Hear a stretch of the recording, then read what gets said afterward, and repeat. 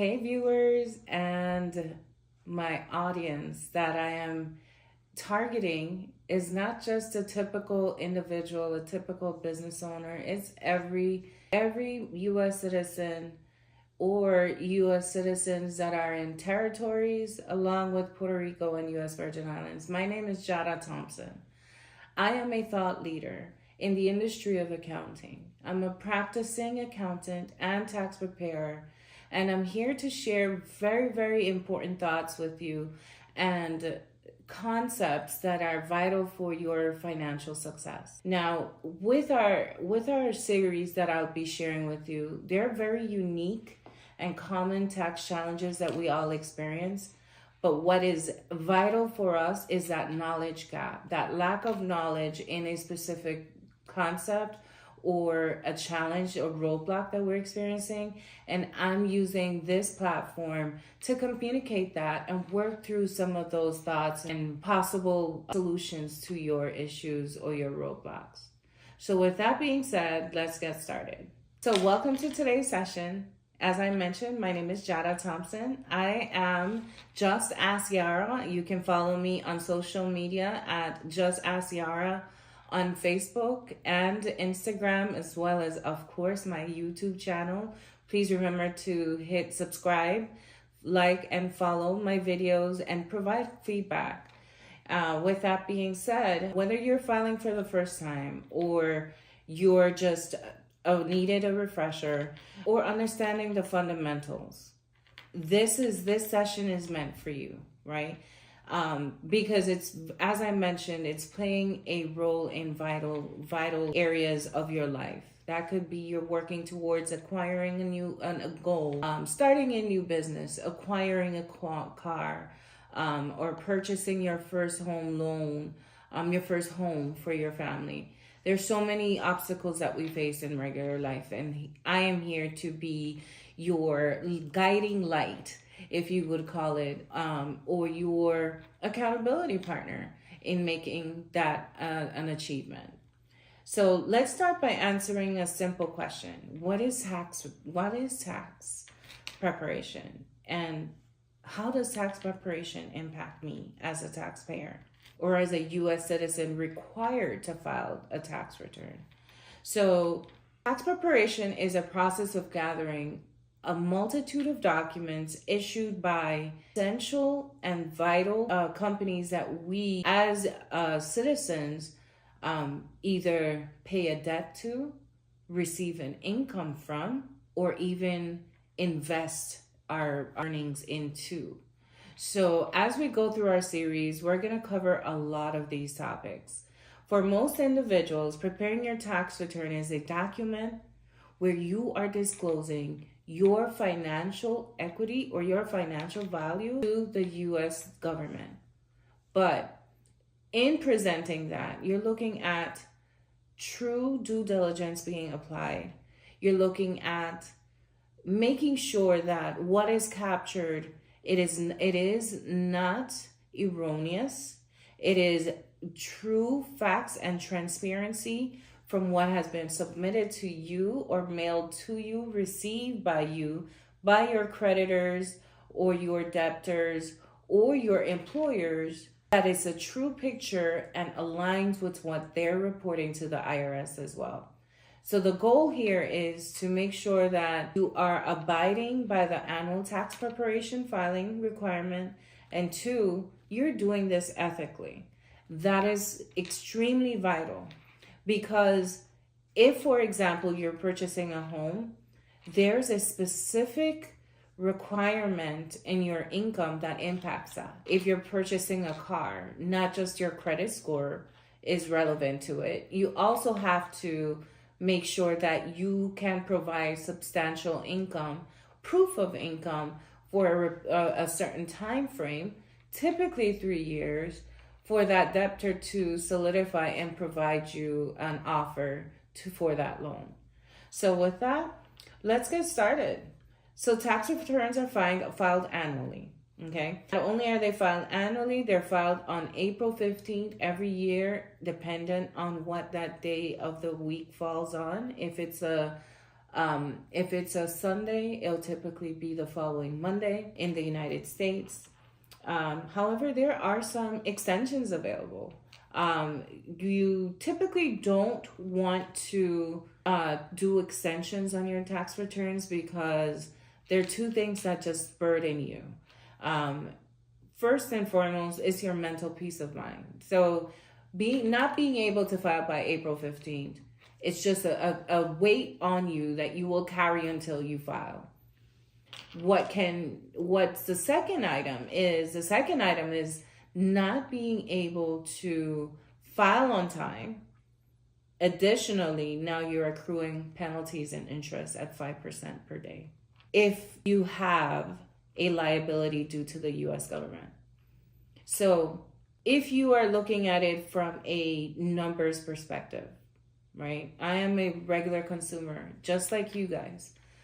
I'm not only in business, but I'm a homeowner. I am a mother. I am a sister. I am a daughter. I have multitude of commitments financially and personally. And some of the things that life just happens, right? And by life happening, you also have to know that budgeting is a vital piece. So not filing your tax return, and because there's an option of an extension, knowing that budget friendly individuals who are, working towards a goal or have limited financial availability or backup availability, you consider that 5% a day, right? So this is 5% in a 30-day month period. That becomes quite a calculation. That's where the government will actually enjoy filing an extension if you have a liability or you owe taxes. So each year you'll file out your forms, and each year the forms will vary based off of your income, and it will also be based off of your expenses. And as you go through my series, we'll be covering some of those expenses more in detail and why these forms will vary. These forms not only vary, they could range from a basic 1040 for individuals, and it can go as great as 1040 SR for our senior citizens who qualify for a more simplified tax return. So now, as we've covered this topic, we're going to go into why is it so important to file an accurate tax return, and the several reasons that it's vital for you. So the first thing is, as I started in my opening, the IRS relies on your information to determine how much you will be paying in taxes or how much your refund will be. This has typically or usually taken as a opportunity to take advantage from many, to abuse the opportunity of receiving a refund. And as we navigate into my series, I will be disclosing gems. I call them gems, right? So gems that will be able to tell you why not reporting inaccurate tax returns do not bring you a good impact to what the outcome will be. You can serve imprisonment, you can receive fines, you can be flagged for audits. This can impact your employment. This can impact your entire livelihood, and all of that for a refund that, by optimistically speaking, as an individual, the U.S. has so many opportunities in life that I would recommend being strategic in entrepreneurship to achieve that financial impact that little refund would have caused. Bring into your life, use that, transition that energy of easy money into making it positive money and money that will grow. How do I make it grow? Is by not looking at how easy it is to find a loophole in the U.S. government requirement, but look at it as I'm filed, I'm transparent. I know that what I've received, I've reported, and I have earned that right not only to vote or to practice the amendments, but more so, you're now saying, this is me, this is who I am, and this is what I'm worth. Your financial net worth might not be 3 million, but I have a net worth and I know what my net worth is. With that, we're going to go into what is some of the things that we're going to look at. You're going to look at, for example, being eligible for tax credits and deductions. We're going to also look at how can we reduce our overall tax burden and potentially leading to a refund by using some of these concepts. Avoiding penalties is meaning filing on time. Avoiding penalties means make sure you're reporting accurate information as you have truly received it. I'm going to close this section with this. A well-prepared tax return ensures you are not leaving money on the table. And as we transition into the next topic, you're going to see exactly how that brought into light in just a few more topics in this session. All right, so now let's break down some tax terminology that we'll encounter. First thing that's on the top of the list is going to be your income, right? So let's look at income as taxable and non-taxable income. That taxable income is a portion of your income that is subject to tax withholding based off of a tax bracket. So that taxable income includes what's called a tax bracket, right? As I mentioned, that tax bracket, however, is now determined how, based off of your income in the United States, what is the progressive, the category within the progressive tax system that means that you earn more at the higher rate of which others on average are taxed. And for example, income is taxed at different rates as it moves through various tax brackets. So someone starting at a $50,000 bracket will be taxed typically very much lower than someone that is in a 6-digit income tax bracket of maybe $150K. Why is that? Because the government has made the U.S. Treasury, remember, the U.S. Treasury not only is our accountability partner, but that's how we sustain as a government in the U.S. So our tax payments that we are either deducted from our paychecks, our weekly paychecks, those taxes go back to the U.S. Treasury. The U.S. Treasury sustains the economy. And it sustains the economy in the different options of the Department of Homeland Security, the Department of Justice. All that money is now allocated into their buckets, right? But then for us, it's reverse. For us is how do they determine what our tax bracket is? Our tax bracket is determined of how much money we've earned. And that money that we've earned is called taxable income, but only taxable after deductions are removed from our taxable income, right? So now let's get into that piece. So that piece goes into deductions. So think of deductions as expenses of not just, I'm going to the store and buying groceries. That's not the deductions we're looking for, right? Deductions we're looking for are student loan interest, charitable contributions, mortgage interest. We're looking for deductions are expenses that impact my sustainability as a person that requires cost of living. So cost of living, we're allocated by OPM, Office of Personnel Services. They allocate what is called a cost of living, and they also allocate that by per diems, right? Well, for us in the IRS, they give us our own cost of living, and their cost of living is, hey, I'm going to give you a tax break on if you can validate what that mortgage interest was, what your property taxes were, what were your sales taxes, if you had any, what were your charitable contributions, what did you earn in jury duty, Those are some of the things that they're going to deduct from your income in order to tell you, hey, bottom line, I've take considerable factor of all the items you presented to me as your deductions.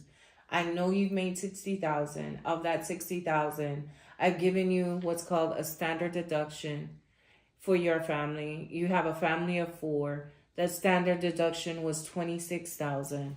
I'm taking that off of your taxes, your income. And then that income still isn't your taxable income, right? So your taxable income, after that, I'm going to be like, hey, I'm going to adjust your income. So you're going to start with, my income is 60,000. I'm going to give you a $26,000 tax standard deduction for your family of 4. By doing that, I'm going to give you what's called an adjusted gross income.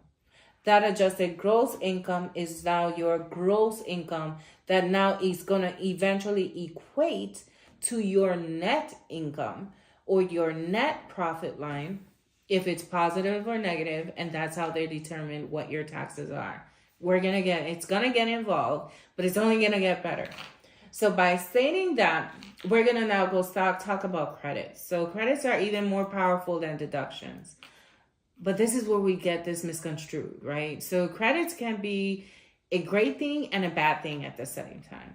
So what credits are credits directly decrease what you owe the U.S. government. But because you're getting a credit does not mean that you truly deserve or have earned or meet the requirements for this credit. One that comes to mind is the child tax credit and the earned income tax credit. If there is a test that you have to do if you're presenting independent, you have to be providing as a parent or as the guardian of a child, providing more than 50% of the child's taking care of that child, and the child has to reside in your home for a certain amount of time, and that you have to do a relationship test. So because you have a friend that has 5 kids, the max she can get on the earned income tax credit is for 3 kids. Leaves her with 2 kids. The parent, the father of that child, cares not to file taxes. Well, I have 2 kids I can give you, and you can give me a portion of that earned income tax credit. No. That, by law, is unethical and not allowed.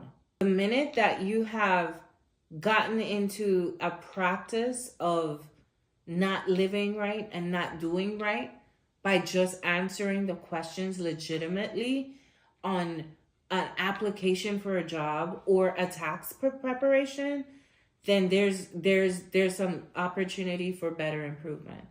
And my series is to help you align what is right and what is wrong when it comes to tax prep. And with saying that, I'm going to go ahead and close out this series with stating that tax preparation involves gathering information, okay? Filing your return on time. It also helps you understand the terms like I covered today. Income, deductions, tax bracket, credits. All of those terminology that we've covered today not only help you understand what you're having to file at the end of the year, how to read the documents, but what is the expectation of you bringing down that knowledge and showing it to someone else. Give it forward, pay it forward, give it back, because you may have started this series with having lack of knowledge or limited knowledge, or just saying, you know what, I just needed someone to talk to or listen to in inspiring me on how to work through, get understanding what my tax preparer is doing for me year to year. Well, what we're going to say is by filing accurately, you can avoid penalties and ensure that you're paying only what you truly owe. But understanding how you truly owe is just a beginning, but possibly getting some back because you have done everything in your power to file an accurate tax return. You have empowered yourself to become a greater person because now you have now discovered what your financial growth journey is going to be. Because the next step is tax planning. Understanding the tax form or understanding tax prep is just the beginning of your journey. Your next step is going to be financial planning. And in closing, I want to go ahead and let you know that we'll be diving deeper in our future sessions, covering the specific forms, our strategies. Some of these scenarios, I'm going to break it down to the numbers, to the point where you'll be able to say, you know what, I have a W-2 job that's giving me 40K. What am I dealing with, right? You're going to get to the point where you're going to be like, hey, I'm going to make sure that I have my allowances set up. I have investments in my 401k. If you're doing Bitcoin, if you're doing any NFTs, all your investments, all of that information, I'm gonna give you so many gems that at the end of this series, you're gonna come back to me and say, hey, just ask Yara. Yara, what's going on? By the way, I filed my taxes and you won't believe it. I've been able to decrease or not pay back because I've been able to show them exactly where I've lost, what my losses were this year, not just because they were charitable contribution, but in order to invest into Bitcoin, I had to invest a surmountable amount of money, and that money is considered a loss. And my gains for that year was beyond. I suffered a loss. Stocks were down. So from doing that, you're gonna be seeing that in our series, it's more knowledge base or filling our knowledge gaps, but helping you navigate to become a better financial individual as you plan your future. And I ask that you make sure that you take these concepts. Remember that accurate tax filing is vital, and that both a peace of mind and your financial health is what matters, right? What matters is you, the individual, because without you, you cannot provide for others.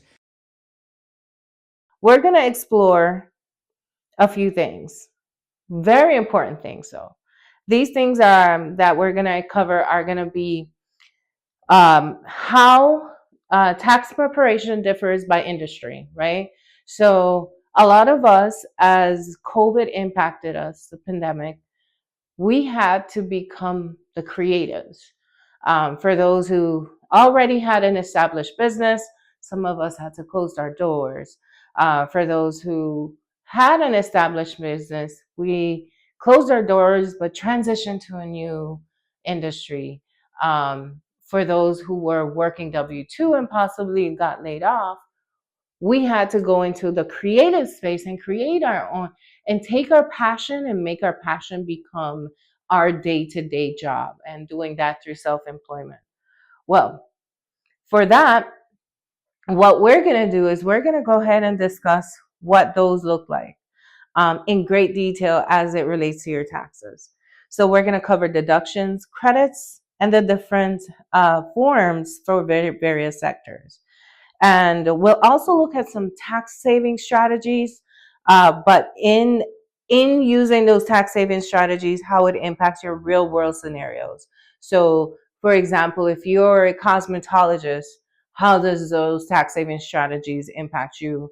If you're a real estate agent, how those real world, what are those tax strategies? And more importantly, if you're just a professional services individual, just rendering services, you are pest control or mobile car wash, how can those tax strategies impact you as well? So as we get started, I'm going to be covering great details of information in our session, and no worries. All I ask is you can always come back and replay the video. But the one thing I need you to do is make sure you subscribe, like, follow, and also comment. It is a free space. Remember, as a thought leader, I am committing myself to you, my listeners, my audience, to providing you content that not only empowers you, but it enables you to create that same thought space, that creative space of reflection of knowing whether this information is, am I following the right process? Do I need to meet with someone that is in that same space as a subject matter expert to improve what I'm doing? And with that being said, we're going to go into our topics today. So as a freelancer, of course, can be, as I mentioned, I can be your barber, I can be your nail tech, I can be your carpet cleaning guy. We call those freelancers, right? Those freelancers or small business owner, you can deduct a various amount of things of business expenses. And some of those expenses that we can cover, I'm going to highlight, because in every scenario that we cover today, we're going to cover these same expenses, but in a different form and a different tax strategy. And those expenses are, we're going to start with home office.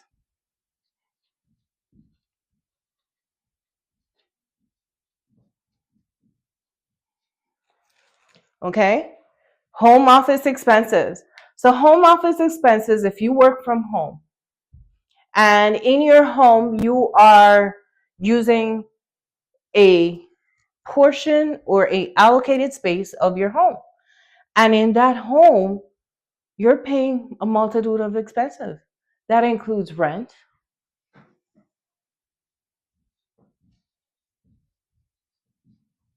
utilities, right? It also includes internet. How are you engaging with me as your customer? Now, for a regular consumer, these are 3 high ticket numbers, right? Because if you followed me on my first video told you the basics of tax prep. And in deductions, by being an individual, you're only allowed to deduct specific expenses. Those specific expenses are related to, I'm going to recap them real quick, are charitable contributions, property taxes, mortgage interest, jury duty. You're going to have also car registration. Those are what the IRS regulation calls or regards to as individual expenses. As freelancers, as small business owners, we're coming into a different game, right? Our mindset now, we're saying, hey, I operate from home. I suffered from the pandemic, or I just work from home that's where I would like, that's my preference, right? But in my home, of the space we're paying rent, huge bulk, utilities, and internet. And that's just the starters, right? The next expense that we're going to look at is your vehicle expense.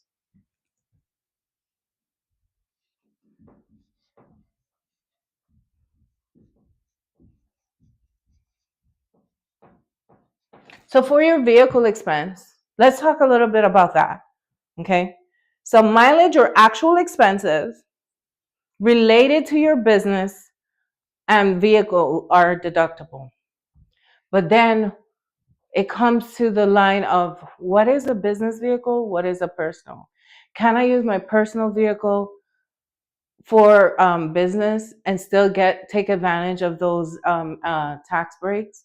Well, guess what? That's why we're here, because I'm going to give you that tax strategy, insight on how to apply that tax strategy in your day-to-day operation of your small business, so that then when it comes to file your annual tax return, you're document ready, you're log ready. I have a mileage log. I track my mileage for business. I only have one vehicle, but that does not say that I cannot deduct my business mileage, right? So we're going to cover that. So we're going to cover mileage under vehicle expense, and we're going to discuss personal versus business. All right. At this point, we've covered two major deductions. Out of these two deductions, guess what? There's another big one. The other one is called supplies and equipment. So in order for us to be a craftsman, a tradesman, a subject matter expert, we have to have supplies and equipment in order to produce or provide our service.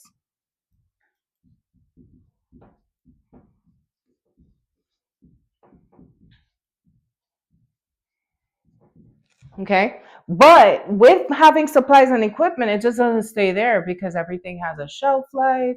We may have to replace our equipment.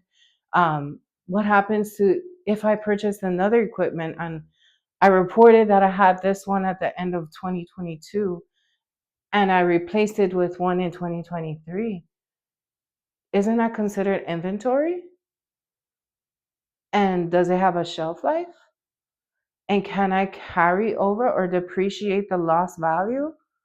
So many questions, but those questions has answers, and that's why we're here, right? So as we move forward, additionally, you have a huge advantage or favorable credit that many don't take advantage of. Okay. I'm sorry, and that's a deduction. That's called a qualified business income deduction. Okay. The QBI, qualified business income. And I'm going to put deduction down here so you know it's not a credit. It's an indicator that it's considered a deduction. But important words here are qualified business. Those are important words. Why is that?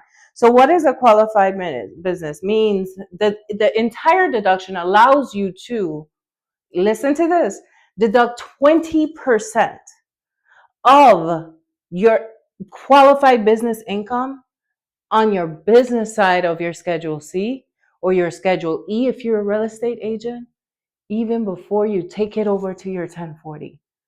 So I made a profit of, I had a gross receipt of property management of 100,000.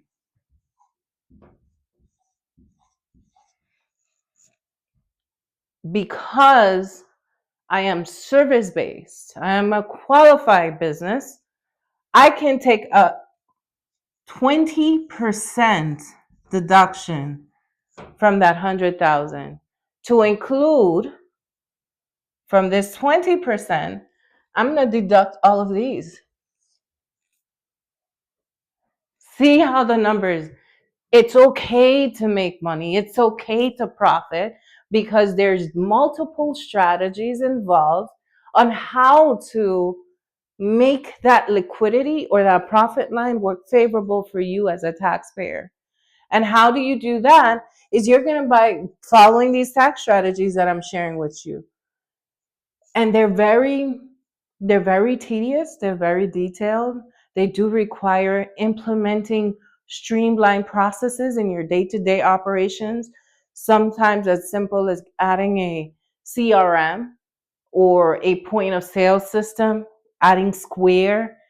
Forget Cash App, forget Zelle. Legitimize credibility, establish your business, establish what you're doing, and do it under your name, right? Because you want to continue to grow. So we've covered 4 things. We've covered our home office expenses, our vehicle expense, supplies and equipment, and your qualified business deduction. Now what we're going to do is we're going to go over to common mistakes. So some of the mistakes that we keep doing is we don't keep accurate records. Like I just touched, point of sale system. So you can have Square offering you free Square card reader if you sign up for a 12-month period. But there's underlining fine print with those, right? So what is Square? Square is considered a merchant processor who comes with built-in fees. So you have to do business, you have to put in money, you have to invest money. So some of these fees, you want to make sure that in a different series as we follow, outside of tax prep, we're going to have a discussion about business and how to start up businesses, right? Because you want to make sure that all these fees, your rent costs, your vehicle, your supplies, you're building that in to the price that you're charging your consumer to sustain your overhead. But to the point of this session, what I wanted to make sure is that some of those common mistakes is just not by thinking outside the box, it's taking yourself from complacency and being comfortable. Like, I have Cash App, I have Venmo. Send me over that fee by Venmo. Send me the. How did you legitimize that transaction? You haven't. Those are what's called common mistakes. And those common mistakes impact when you're trying to file your taxes. So how do you do that without proper documentation? The IRS might disallow some of your deductions if you do, right? And the disallowance can also impact your self-employment tax.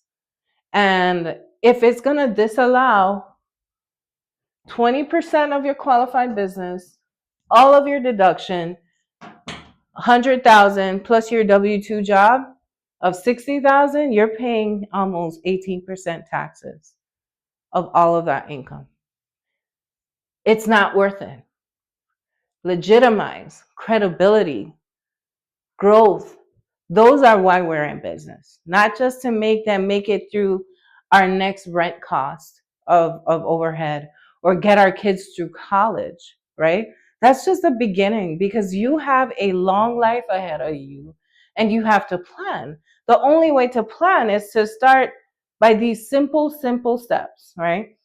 And with doing that, we're going to now go into our first scenario, okay? We're going to go into our first scenario. So Sarah is my case study. And Sarah is a graphic designer, okay? So we have, I'm going to change my color to keep the integrity of the topics that we're discussing. So Sarah is my taxpayer. She's a graphic designer.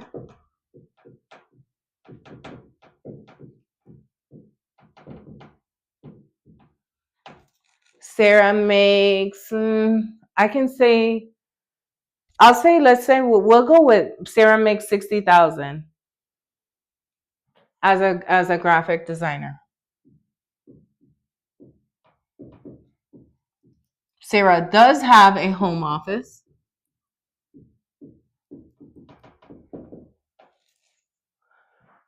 Sarah also, we will say she does have office supplies and mileage, because office supplies you need it in the office for it to operate. As a designer, she has multiple things that she needs. And then she has to go to meetings to meet with her clients. So we're going to say she has mileage. Now, Sarah, by having these three top head, remember, heavy deductions. We're looking at heavy deductions. Home office, supplies, and mileage. My income is 60,000, right? Let's create our relationships. Home office, mileage, supplies, QBI. Make it make sense. Make the numbers work for you, right? Now, what do we need to define for Sarah?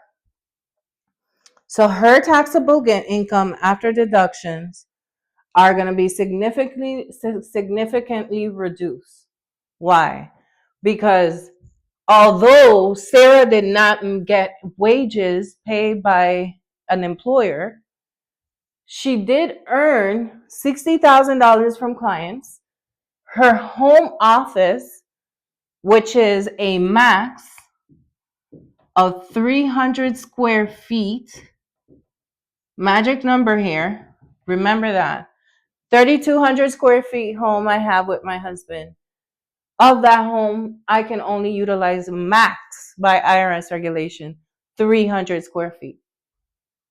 Every year I pay for my home $26,000. Numbers are getting good. Every month as a graphic designer, she has subscriptions. She has a multitude of different items that she has to have. She would say, I have about $1,000 a month of supplies, 12 months, 12,000. Her mileage, on average, Sarah travels a month, I'll say 30-mile radius, round trip, 60. And we're going to take that 60 and we're going to round it to 40 because, well, we're going to do 100 miles a month at 12 months intentionally, because not only does she have the meetings, she has to either go for supplies, she has to do errands to deliver to FedEx. She has other aspects, right? So you want to include the 360 view of how her mileage picture. So if she's doing 100 miles a month for 12 months, she have 1,200 miles to claim. So let's do the math. All right. So the math, we're going to go basic. 26 and 12. We already know that she's at 38,000 monetary identified costs. Remember, from this 26,000, we can only do the 300 square feet. So there is a calculation involved there. But I'm just doing estimates at this point. So let's say of that 26,000, we have 38,000 and her mileage is 1,200 miles. They're going to say, I'm going to give her 1,775. Imagine, we're going to deduct, remember her income was 60,000. Of that 60,000, she gets to deduct a 20% of her income. So here we're looking at 775. We're going to do 39,775 deducted from here, right? Oh, wait, I forgot. 20%. I still get to deduct, because I'm a qualified business individual, another 20% from my 60,000 on top of my expenses. So at the end of the day, although my business was profitable, I have gross receipts. I have a lucrative business model, but you're not going to you're going to tax me at a bottom line number of 10,000 because I've justified everything I have. And everything is legitimately valid, right? Because I get to deduct 20% of my 60,000, 39,775. My bottom line will be a rough estimate about 9,000. And that goes over to your 1040 at 8%.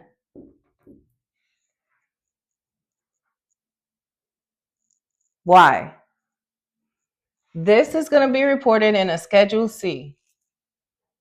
It's a form addition to the 1040. Everyone in the U.S. has to file their tax return on 1040. The Schedule C are for us business owners, freelancers, anyone that's 1099. We file an accompanied form to this 1040 called a Schedule C. Our basis to this 1040 is carried by the Schedule C. So these numbers, my bottom line 9,000, is going to be carried over to my 1040 as my income number. and creates my basis to the US to tax me.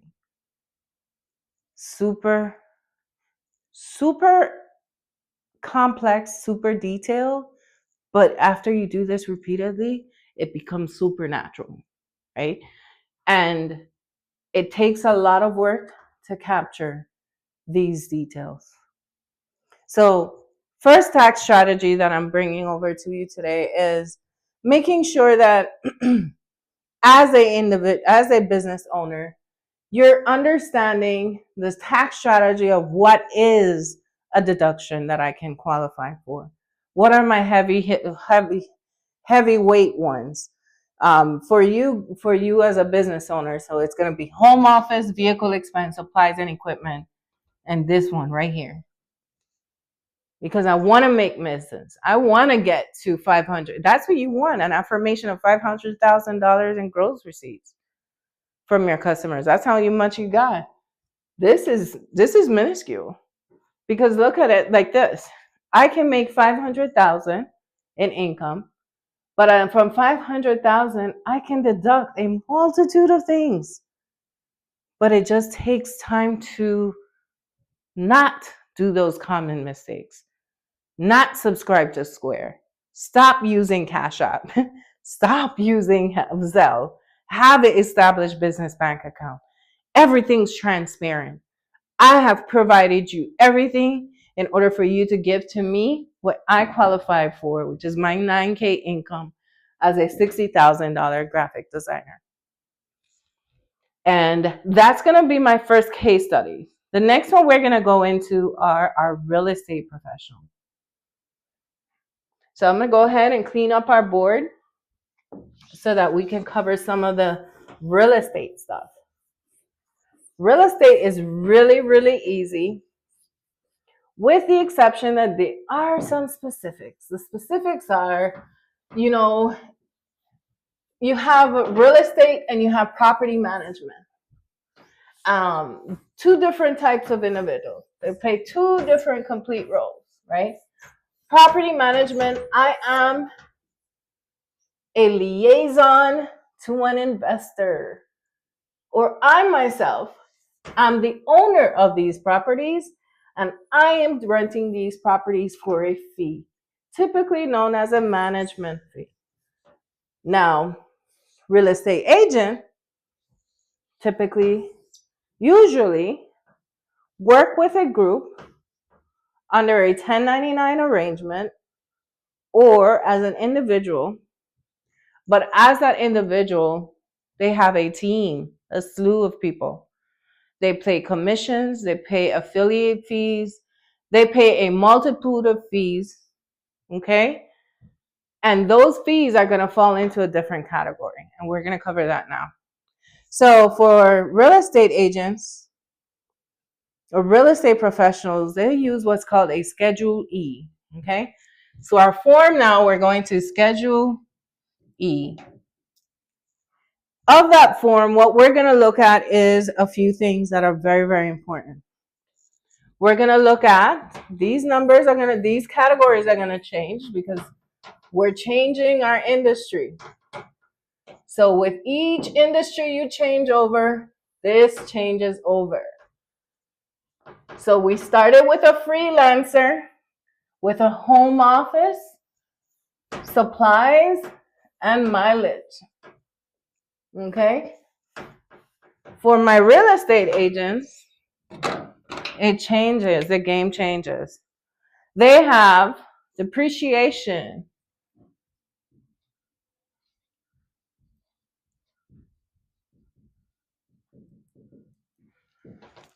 They have mortgage interest and property taxes.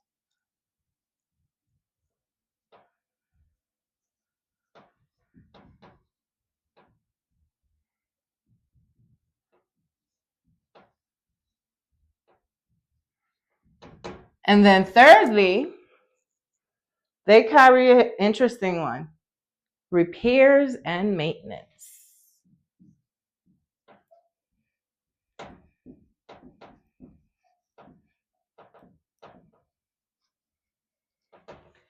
So from here, I'm going to say, okay, I'm a real estate professional. Now, I'm going to cover a few things under these. So I can depreciate my rental property over time. So if I'm in real estate, my rental property, I can depreciate it over time. My mortgage, interest, and property tax, that's inevitable. We know we have to pay Uncle Sam his money. We have to pay the county their money. That's inevitable. We have to pay our lender for giving us that loan that may or may not have been favorable based off of the initial terms of the loan. But guess what? I have my property. I have an asset. So this is another item. The other last one is called the repairs and maintenance. Now this one is a fun one because when we have tenants, dependent on the type of individual, it can be the best tenant in the world, or it can be a very challenging tenant, and we suffer a lot of losses. Those losses come from damaged walls, damaged appliances. All of those are considered repairs and maintenance. So with that, those costs, you will also make sure that you document and keep that record because they're now considered a deduction. With that being said, here's our common mistake. So for real estate agents, your common mistakes are always failing to account for depreciation because it just sounds too complex. It's just like, I just don't know where to start with this. Well, guess what? It's easy. I am a real estate agent. My name is John. John has an awesome property on in Griffin, Georgia. It's 60,000. I put it in service. My first client signed up. Tenant moved in on November 1st. You do a depreciation schedule. That day one. Day one of that rental, there's a few documents you want to have. Signed, executed document with the tenant. Signed, executed loan document of acquiring the property. If you have a loan, if you have a deed, make sure you have the deed. Third document with the deed is your depreciation schedule showing your fair market value and the cost depreciating by month. That's it.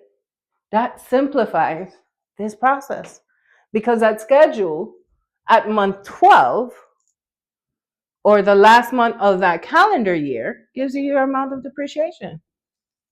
No biggie. Complete simplicity, right? But what did I have to do? I had to put processes in place to make sure that I get that information from the time I'm making that interaction of or starting a relationship of tenancy. The other thing that the other one is being able to differentiate capital improvement versus expenses. Okay, so capital improvement must be depreciated. Capital improvement covers a property, a physical structure. You're improving the physical structure to add or redo. You're adding another bathroom. And in that bathroom, you actually have to do you have to do structural work. You have to do electrical work. You have plumbing work. All of that all together encompasses what is called a capital improvement. Remember, when you first bought the home, you depreciated for the structure as it was at that time. Anything you've done outside of that, it's called a capital improvement and it's depreciated. So you have to revisit your depreciation schedule established at the beginning, your inception of that rental or acquisition, to now add the value of that capital improvement, which makes it favorable to you, the taxpayer, to deduct as an deduction. Another simple process, but a common mistake we do, is not track it as a depreciation expense. The shelf life or depreciation is 27 and a half years of a property. I can depreciate $13,000 of the value of my property every year as an advantage to me. But because I don't want to put the work into it, I just call it, hey, this year I'm going to just deduct the whole $20,000 I paid the contractor. Where I could have taken that amount and spread it throughout 29.5 years. You have to understand that we control what our numbers look like. Because if you don't give them the full vision of that picture, they won't know what to allow and disallow. And it all starts with you, the business individual.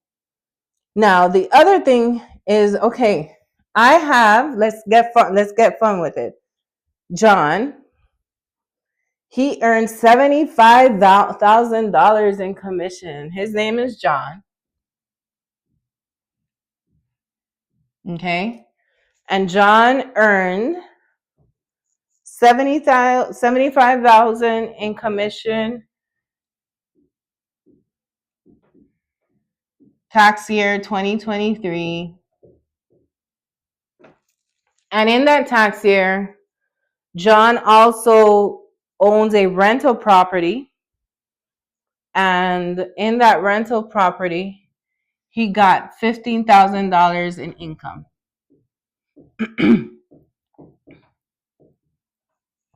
This is commission.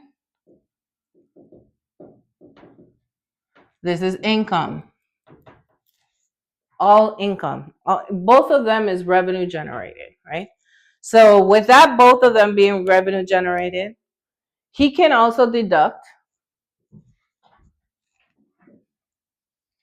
Look at my relationship test. My relationship test, right? My relationship test. Imagine, it just gets better. Like your tax strategy is, I need to make sure that, one, I identify what is my industry, what is the form associated, and take action on my strategy, right? And then with John,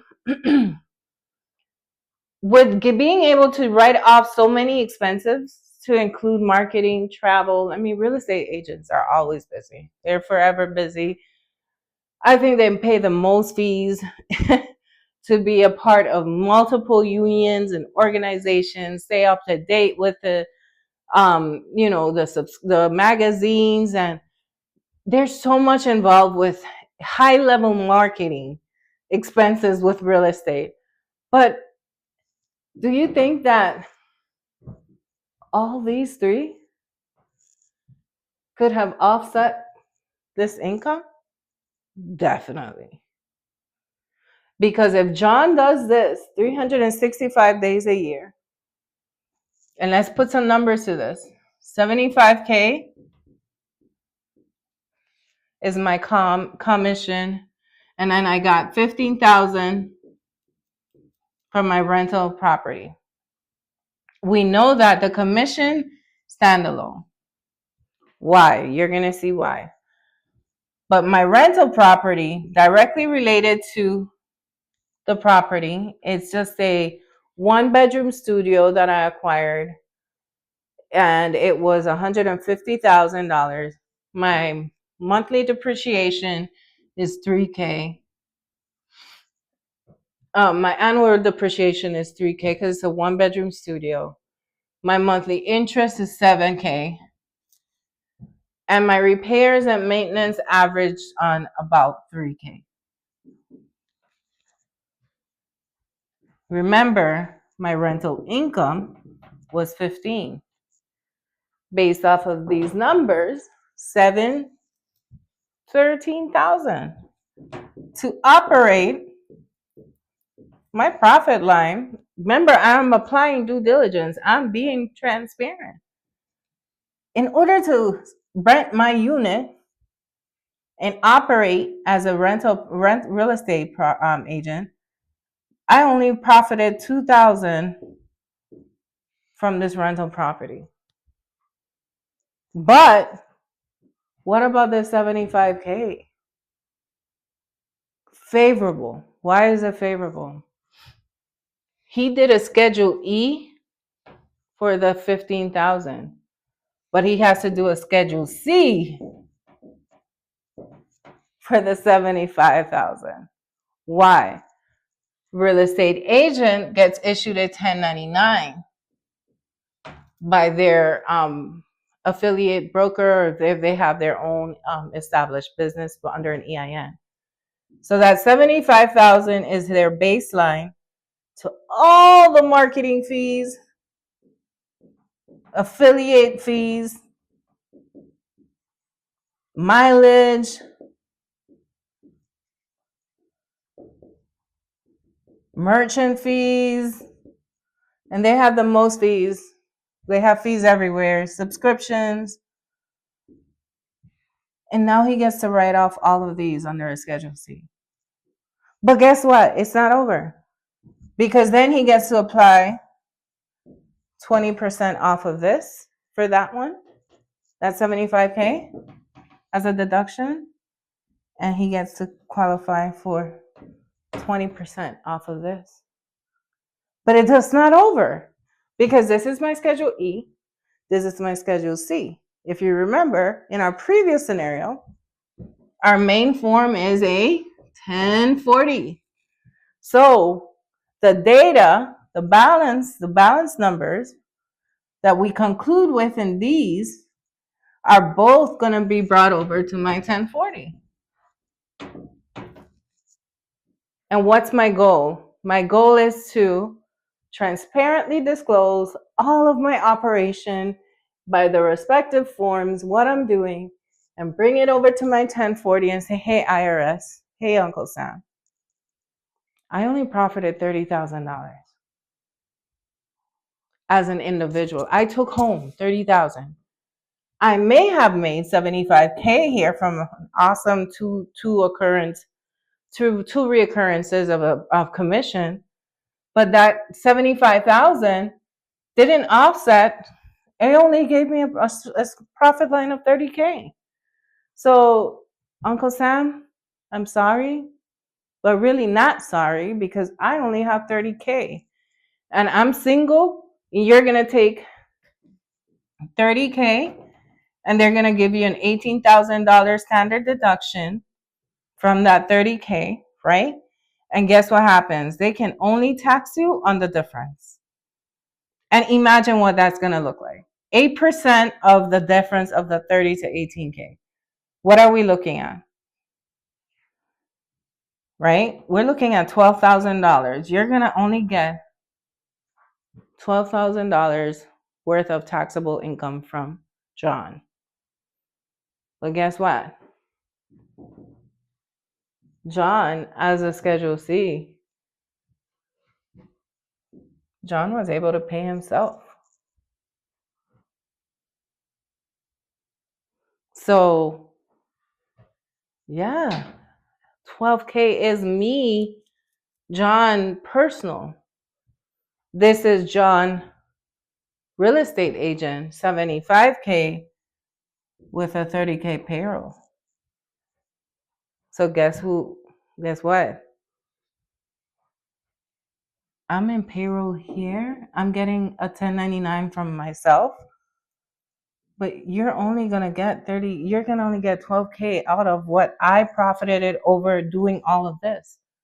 Tax strategy. That's the strategy. Take the money off of the individual. Be transparent, be ethical, but still bring it on over. Now, in saying that, I'm going to go ahead and take us over to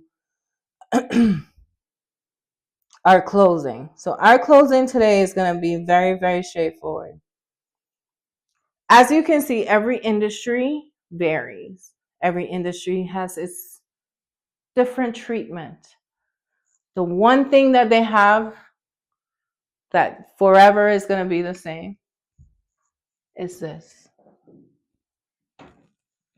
And what comes from there is your knowledge of, I identify myself as a freelancer. I identify myself as a real estate agent. I'm a nurse. I'm a travel nurse. I need to know what my industry is and what accompanied form comes with my 1040 for you to properly tax me as a US tax-paying citizen. And the only way you're going to do that is by constantly following up with knowledge. Continue visiting my channel. Continue seeing the sessions as we cover more and more the details and the tax strategies that match your industry. By understanding the specific forms of deductions available to you, then you start putting yourself in an empowerment position to optimize those tax benefits and advantages and those strategies that will help you as a self-employed individual not to fear self-employment, not to fear profiting because you landed a good deal, but how do I make that good deal transcribe to what my tax planning will be? And that's the game changer. Going from worried about taxes that are going to do at the end of the year to planning that out and you controlling what that looks like. And finally, make sure that you consult with a tax professional that is very knowledgeable and familiar with tax laws. Not because they've been in 7 years in business means that they're knowledgeable. Let them give you what you already know. Challenge them, question them. And it's not because we challenge Xfinity, we challenge our electrical company if we see an increase in our usage. We can do the same thing with everyone that we get provides us a service. Not because it's an area that you're afraid of, you don't want to dive into it. It has to do with you as an individual, with capturing your financial health.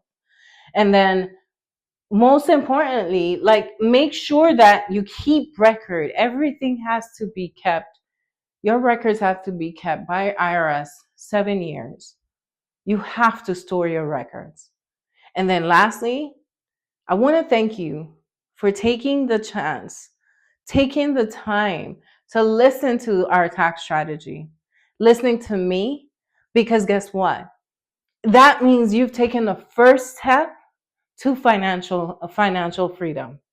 And financial freedom might not be 400,000 next year, but financial freedom looks like defining what it took to get to that 400,000 next year, right? Because you have a story to tell.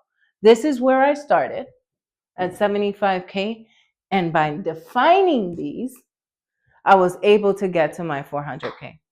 Now, understanding which forms you need to file and when you need to file it is so super important to staying compliant and to avoid any costly mistakes. So let's go ahead and get started. Are you guys ready? Follow me on this journey. So for self-employed individuals, you file what's called a Schedule C. That Schedule C is for, let's say you're a freelancer gig worker, or you render professional services such as like a mobile car wash, auto mechanic, anything of that nature. You will add to your 1040 what's called a Schedule C. In that Schedule C, you do the computation or annotate all of your expenses based off of what how you operate. So you're going to use that Schedule C to report income or loss. One or the other, it doesn't matter. The beautiful part of it is if you're using automation or software, that software is, or you have your tax preparer will have software that would automatically calculate this easily, seamlessly, and efficiently for you. But what you will have to provide to them is the numbers, those receipts. That due diligence piece is still an essential part of compiling this information. So with continuing to that, we're going to say, okay, I am a freelancer. I'm using a Schedule C, and I want to operate as a sole proprietor or a single member LLC. Remember those two because we're going to come right back to it. So on a Schedule C, right, you're going to report the income you've earned from all of your business activities. Remember, I'm a freelancer, right? I remember I'm a mobile car wash individual, or I'm a DJ, a disc jockey, right? So what we're going to do is we're going to also not only mention our income that we receive, The income can come through Cash App, through Zelle, not recommended, but can be done. You can have point of sale systems. You can have merchant services or merchant processing systems such as Square. You have a multitude of them out there now that are replicating the ultimate concept of merchant processing. And then you're going to capture your business related expenses, right? So when you're capturing business related expenses, you're capturing office supplies, you're capturing business travel, your home office deductions, and so forth. Now, at the end of the form of that Schedule C that, remember, accompanies your 1040, you're going to have what calculates your net profit or loss. Now, remember these terms: net profit or loss is transferred over to the main form, which captures you, the individual. When it captures you, the individual, it's on your 1040, right? So if I suffered a loss from my business and I know it was a outstanding year, but the operational overhead cost made me lose $5,000. Well, if you have wages earned by a W-2 job that's helping you sustain, right? Your wages is now going to decrease by that 5,000 that you lost.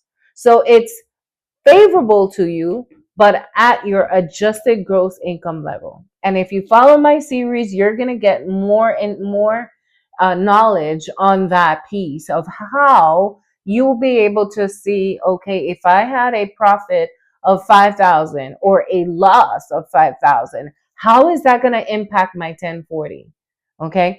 And remember, the 1040 is where information from all these additional forms that we're going to talk about today are transferred over and captured in a one document tax return with supplemental schedules that break down different aspects of your life. Maybe rental property, maybe a self-employed sole proprietor, and so forth. So we've covered the freelance workers. So now we're going to talk about some of the common expenses: advertising, supplies, meals, utilities.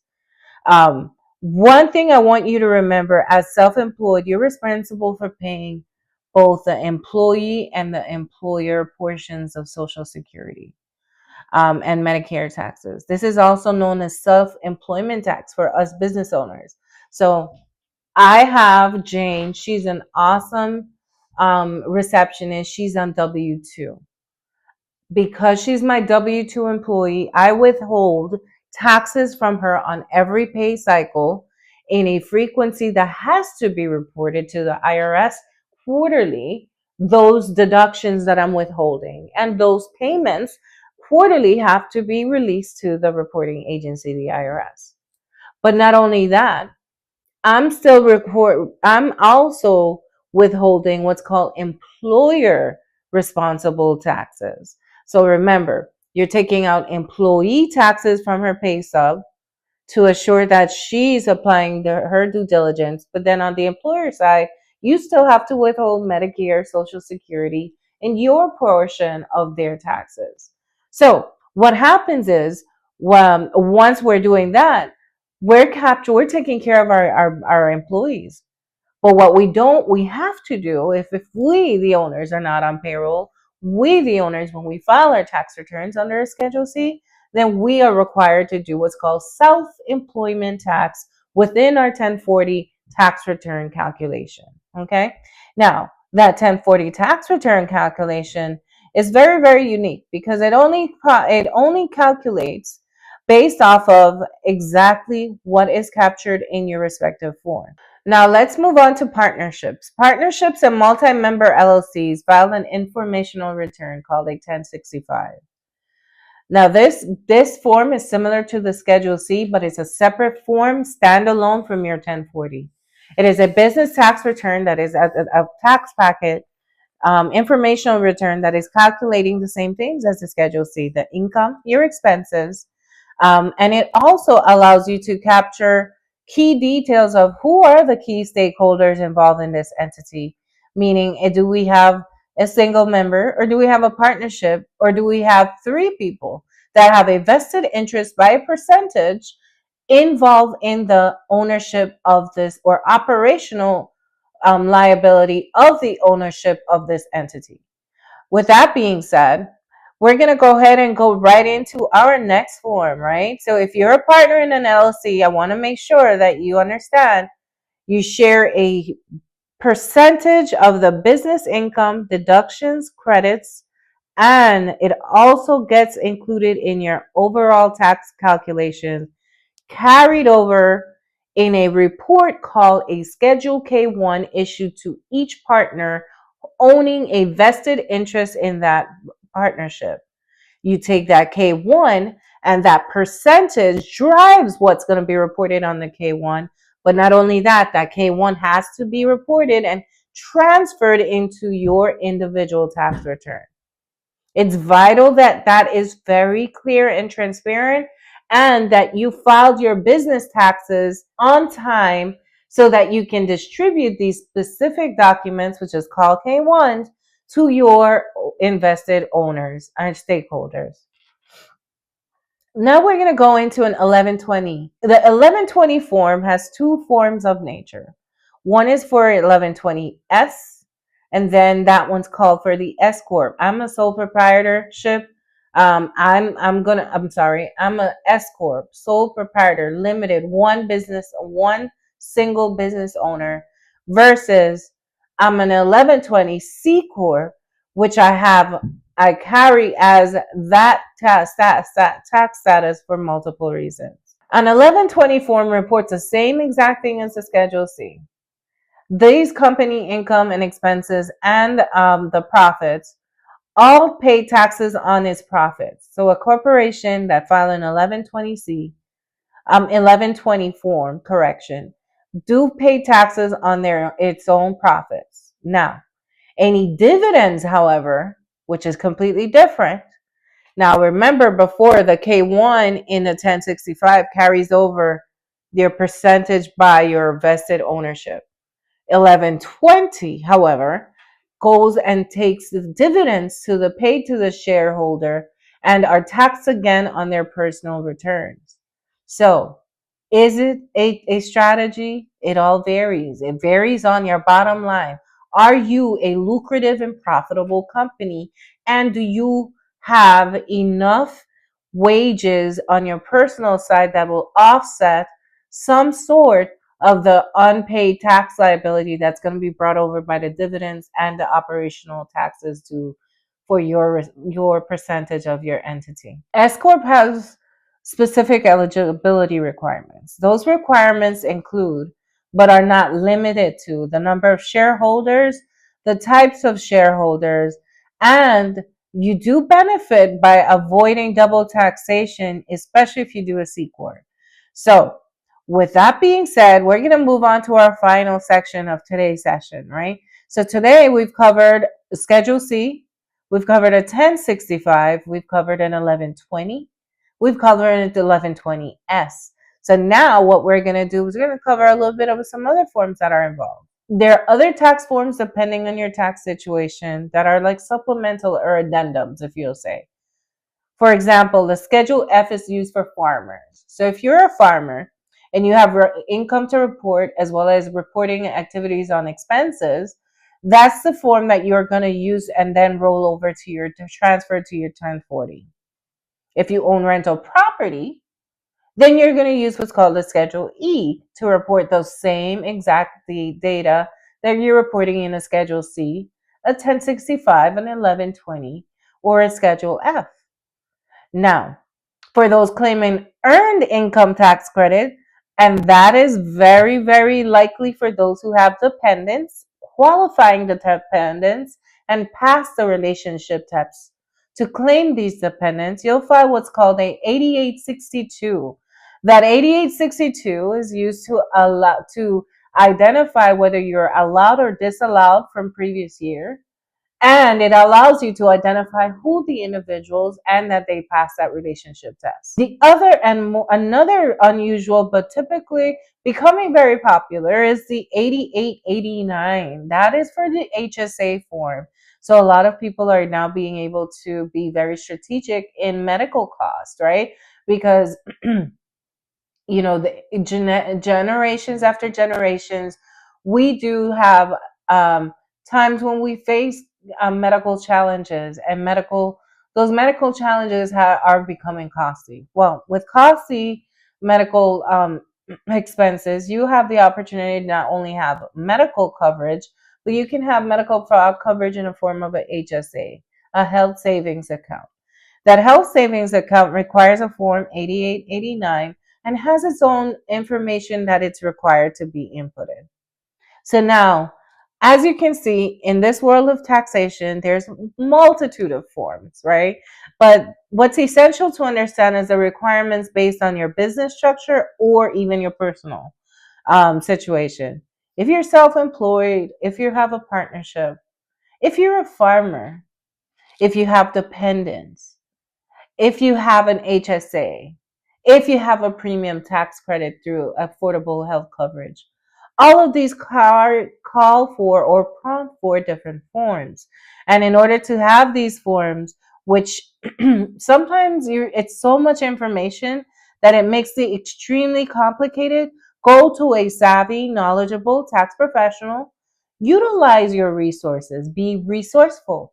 Utilize the internet for reference. Validate those individuals or subject matter experts that you're lending to or leaning on, to make sure that that information, not only that they seem like they're speaking a good, is coming across correctly, but validate what they're saying. So that way you eliminate the potential of being in a place where you are subjected to scrutiny through the IRS or raising a red flags.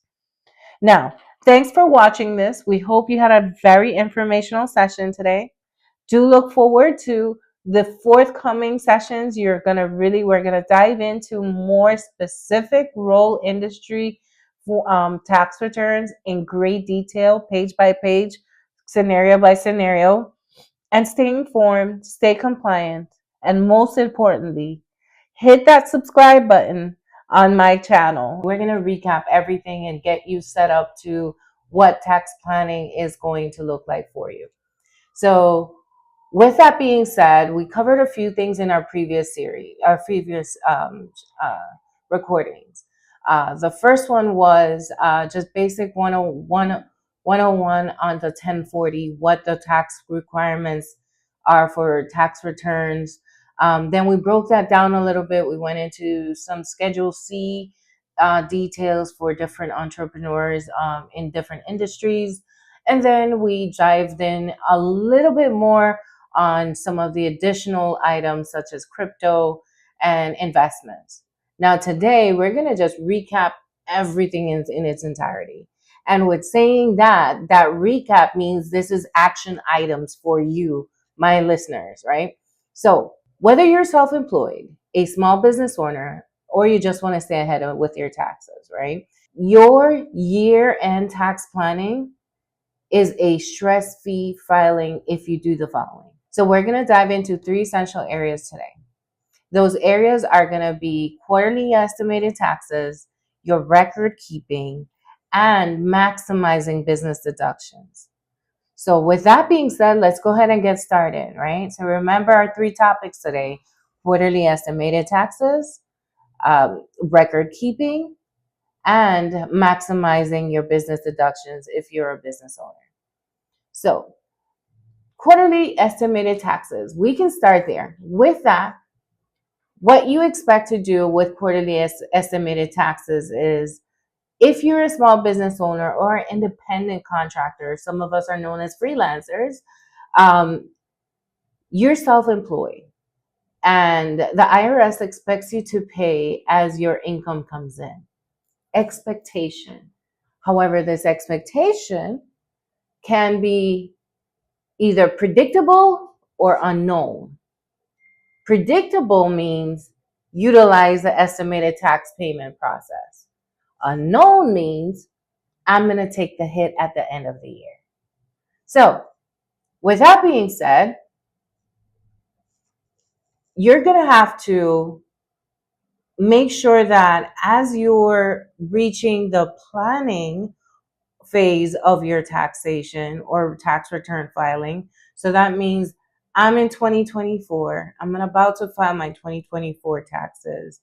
I know how much, what my bottom line is. I owe the government $3,000. Of that $3,000, however, I want to make sure that I don't have to pay this in a lump sum for the upcoming projected year penalty that or liability that I'll have to.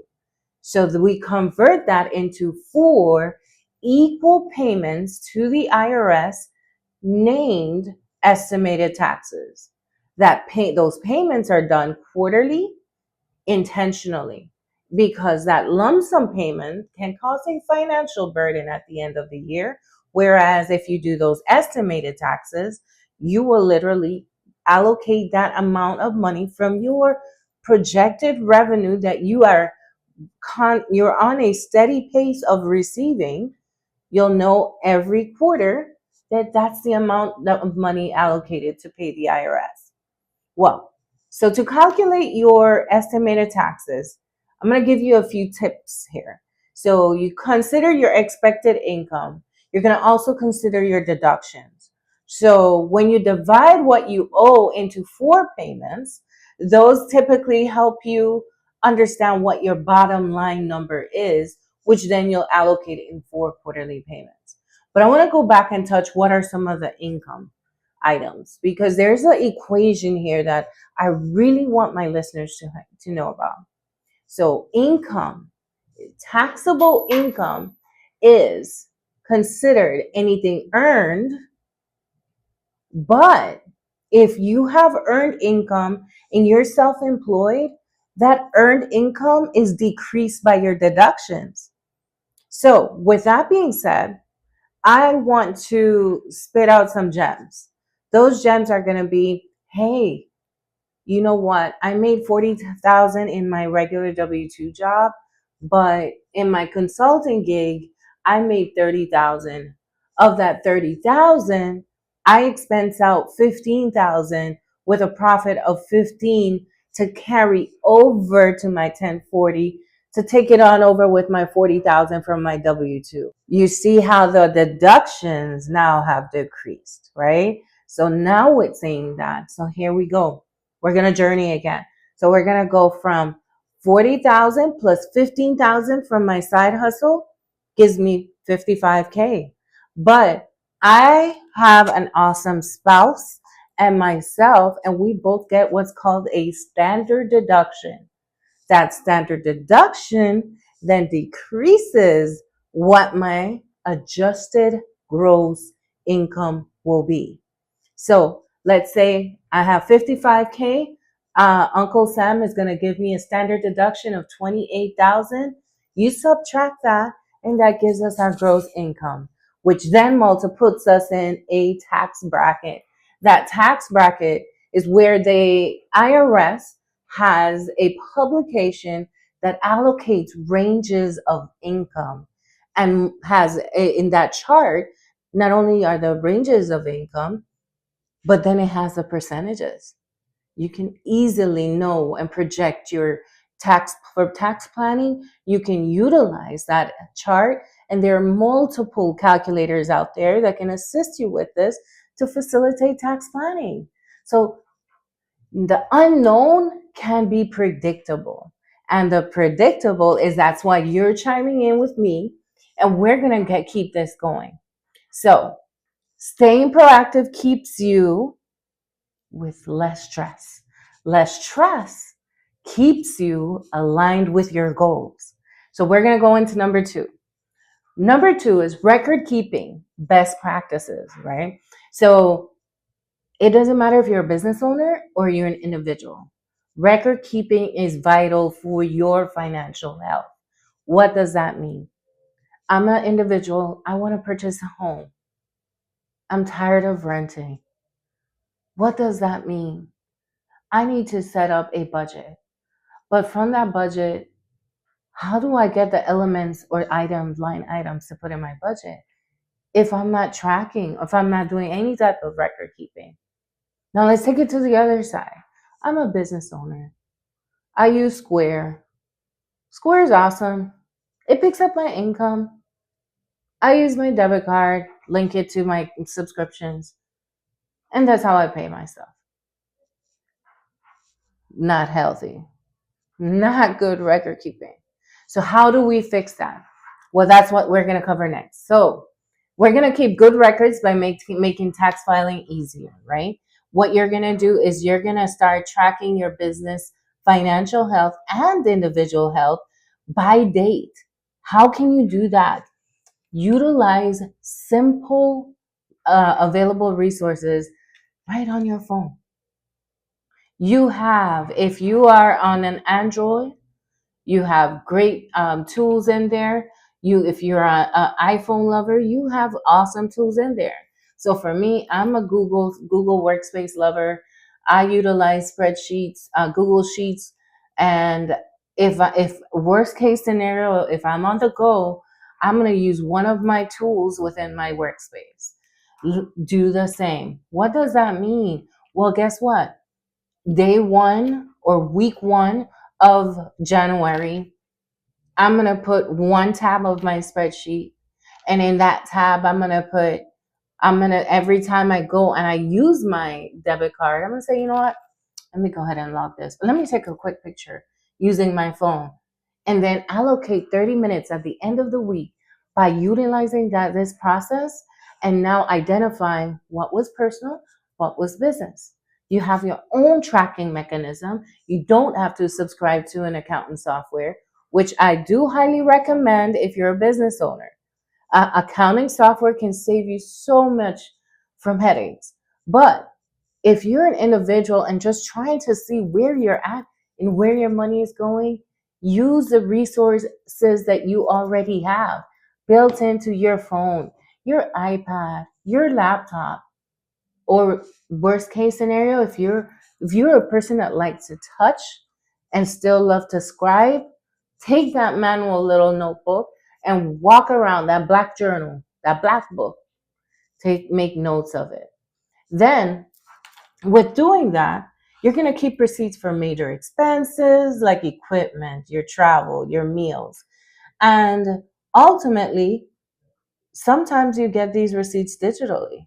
So what it allows you to do is organize them by category and date with the method of either weekly, daily, monthly, wherever you can allocate time in your busy day to make sure that you're recapping and making this process work for you. The only way it works for you is the amount of energy you put into it, and place it as a goal of this year to do good tax planning or financial planning, or achieve your goal of buying a new car, or achieve your goal of buying a new home. It only starts with you, your commitment, and how willing you are to define what financial health looks like for you. Now, we're going to go ahead and say, hey, I'm ready to file my taxes. I'm prepared. And guess what? An audit can't win me because I have every basis of my documentation or my informational tax return located in either my spreadsheet, my digital receipts, and you have put in so much work into keeping that updated that you're stress free. One less thing that you have to worry about, a peace of mind. And then thirdly, importance of business deductions. So I'm going to change into my serious mode right here, although I'm mostly serious all the time. But let's talk about business deductions. So business deduction is a very important thing, especially for us who are self-employed, independent contractors, freelancers, whichever you prefer. It's very important that you know how to use deductions to lower your tax income. And that can mean so many things. But I'm going to just call out a few common ones, just because I think these are the ones that always are missed by the tunnel vision that we have of just getting the return filed. But these common ones are the big ticket number ones that can help you decrease that tax liability. And some of those include your home office, your business equipment, and your travel expenses. I'm going to touch on home office. I believe in what's called magic numbers. I like to make numbers fun because that's the thing that I love the most. But loving the most, I'd like to communicate it to my um, those who I'm giving or sharing my knowledge to in a more fun and practical method. So for home office, I have a virtual operation. My home has 3,299 square feet, not literally, but coming there soon. And then IRS allows me to deduct up to 300 square feet of that 3,299 home that I mortgage every month and pay a mortgage. And on an annual, I pay 24,000 for that home. I get to deduct 300 square feet of that 24,000 every month because that's where I'm working. That's a major lifesaver, right? And that's just one of the things. So let's talk about equipment. I have a business vehicle that I've leased. That vehicle cost me about 600 just for the lease a month. And then I also have to pay full coverage, which takes me approximately 4,000 a year. All of that is written off at 100%. The key item here is that it has to be in a business name. It cannot be registered to an individual because we have to do due diligence. If we say we are, that's who we are. If I'm Divergent Accounting Solutions, I use my vehicle for Divergent Accounting Solutions. Now, if you have a personal vehicle, however, that you're using for both business and personal, then we can say we're not going to use a business lease, but we're going to use what's called the mileage deduction. So, mileage deduction varies year to year, determined by the Office of Personnel, but it allows us to use a percentage, a cost percentage of what we can use for a mile that we use for business. How do we do that? So you have to use there are multiple apps out there where you can track your mileage. And it actually is so intuitive that once you turn on your app, your phone, and you turn on your car, your phone actually is already triggered like, is this a business trip? Can you imagine the level of modernization and technology we're going to, that your phone, right, or your vehicle can indicate, hey, I am about to leave. Is this a mileage trip? Is this a business trip? Well, guess what? That's perfect.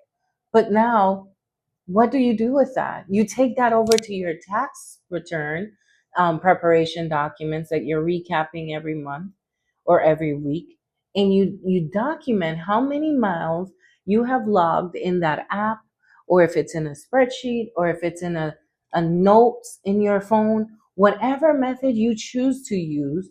You cannot deduct the cost of your personal car note, but you can deduct the amount of mileage that you've used for personal.